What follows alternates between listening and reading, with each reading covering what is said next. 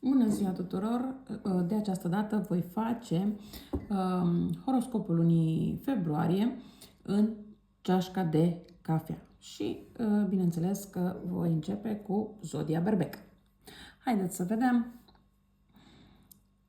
ce este pentru zodia berbec în luna februarie. Păi, în primul rând, aici pot să spun că cei născuți în zodia berbec trebuie să aibă grijă la o anumită persoană. De ce? Pentru că această persoană îi va dezamăgi destul de mult. Pe lângă asta, mai trebuie să fie atenți la semnele pe care le au, pentru că ghizii spirituali le trimit tot felul de semne prin intermediul viselor și nu numai. Ce să facă și cum să facă pe mai departe în legătură cu această persoană care îi dezamăgește destul de mult. Pe lângă asta, n-ar fi nimic exclus ca această persoană, din punctul meu de vedere, care chiar v-a și blocat poate pe rețelele de socializare, să se gândească să vă trimită un mesaj sau să facă niște pași înspre voi. Dar ideea este că, indiferent de pașii pe care îi va face această persoană înspre voi, sunt pași care vă dezamăgesc din ce în ce mai mult.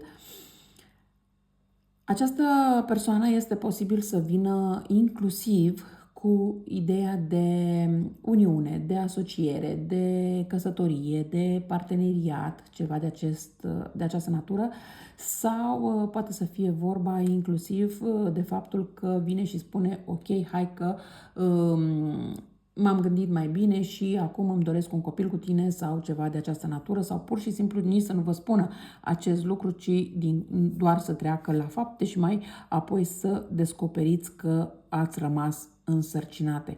Deci aici un pic de atenție din punctul ăsta de vedere. Dar dacă noi vorbim despre o sarcină, atunci, așa cum am spus, această persoană își dorește o uniune, indiferent sub ce formă, cu voi. Încerc să văd, da, cum aș putea face să se vadă mai clar. Așa, perfect. Bun.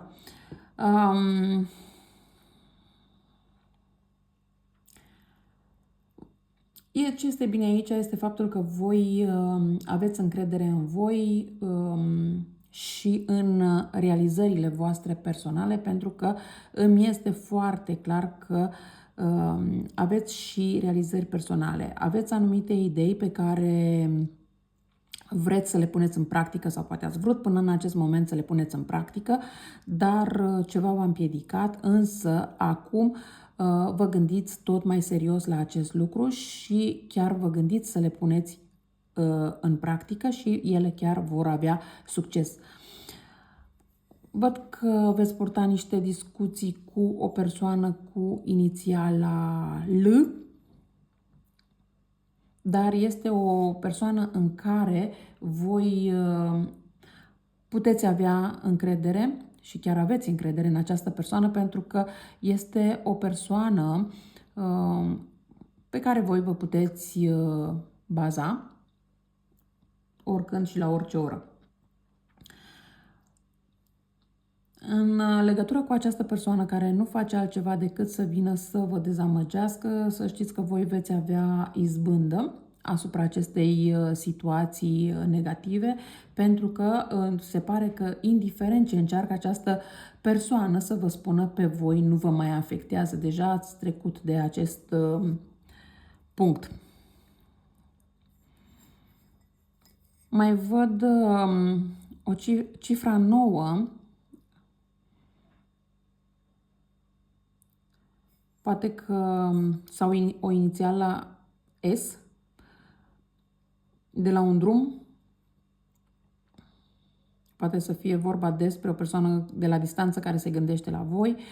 Este o persoană pozitivă sau, dacă aflați informații de la persoana respectivă, sunt pozitive.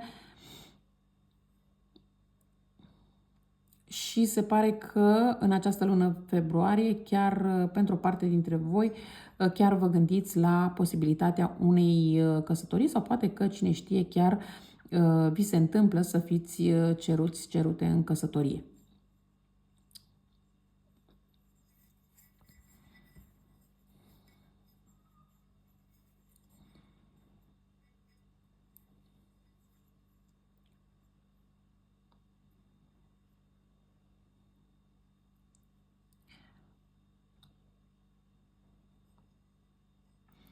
Văd că, așa cum am spus puțin mai devreme, vă sfătuiți cu o persoană cu inițiala L, dar parcă persoana respectivă vă spune niște adevăruri și oarecum vă deranjează în anumite momente, dar asta nu înseamnă că veți strica prietenia cu persoana respectivă, doar că uneori poate că păstrați un pic distanța.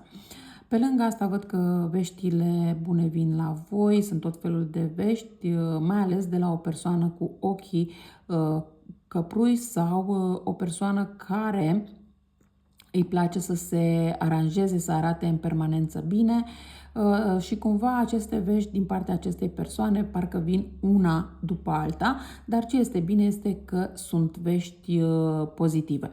Însă trebuie să aveți și puțină atenție. De ce? Pentru că aceste vești nu pentru toată lumea sunt bune, în sensul de pentru voi sunt bune, nimic de spus, dar faptul că le spuneți aceste vești altor persoane, persoanele respective au o oarecare invidie și atunci în loc să se bucure pentru voi, încearcă să vă strice bucuria.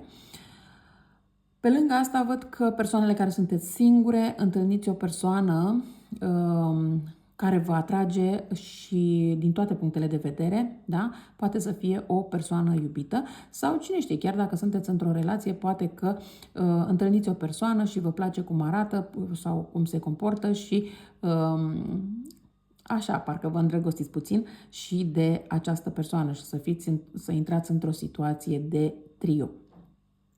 Poate să fie și o astfel de situație.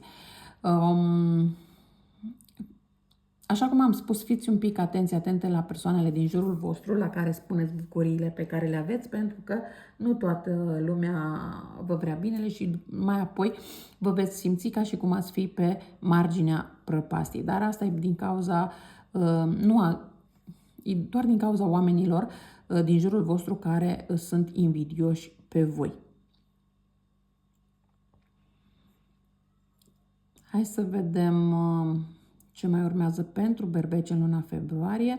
Păi se pare că veți avea de-a face cu toate că și voi sunteți zodie cornută, dar veți avea de-a face cu o altă persoană, tot din zodie cornută. Din punctul meu de vedere, această persoană este mai matură decât voi, dar din partea acestei persoane văd că vine cumva înspre voi, dar cu chef de ceartă. Nu văd să fie niște discuții mai prietenești, ca să zic așa, ci din contră aș spune că această persoană cam are chef de ceartă. Poate să fie tot zodia berbec la fel ca și voi, dar mai poate să fie, bineînțeles, Capricorn sau Taur. Depinde acum pentru fiecare dintre voi. Da, văd că drumurile în luna februarie pentru voi nu lipsesc. Faceți drumuri mai lungi, mai scurte, acum fiecare în funcție de posibilități, dar sunt drumuri bune, sunt drumuri cu realizări, sunt drumuri pe care le-ați gândit de ceva timp, dar se pare că până în acest moment n-ați reușit să le faceți, iar acum le veți face și odată ce porniți la aceste drumuri mai lungi sau mai scurte, parcă vă și relaxează, parcă mergeți în anumite locuri care vă dau o stare de bine, o energie bună, o pozitivitate aparte, că până acum poate ați fost, în luna ianuarie, poate ați fost un pic mai anxioși, mai depresivi, ceva de acest gen. Acum, cu drumurile pe care le faceți, reveniți la energia voastră pozitivă și parcă începeți din nou să zâmbiți.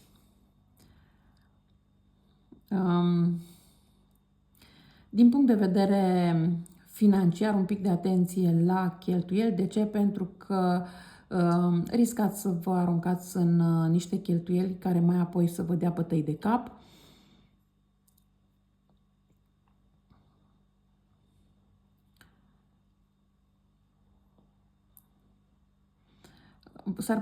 În această lună februarie văd că vă mai sfătuiți cu o persoană mai matură decât voi, care poate să fie mamă, soră, ceva de această natură, sau poate că o prietenă. în legătură cu anumite idei pe care voi le aveți și care vreți să le puneți în practică, dar bineînțeles că aveți nevoie și de ajutorul acestei persoane pentru a pune aceste idei în practică.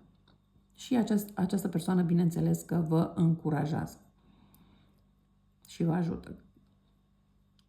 Cam astea au fost informațiile pentru voi. Vă mulțumesc că m-ați ascultat și vă doresc o zi cât mai frumoasă. La revedere!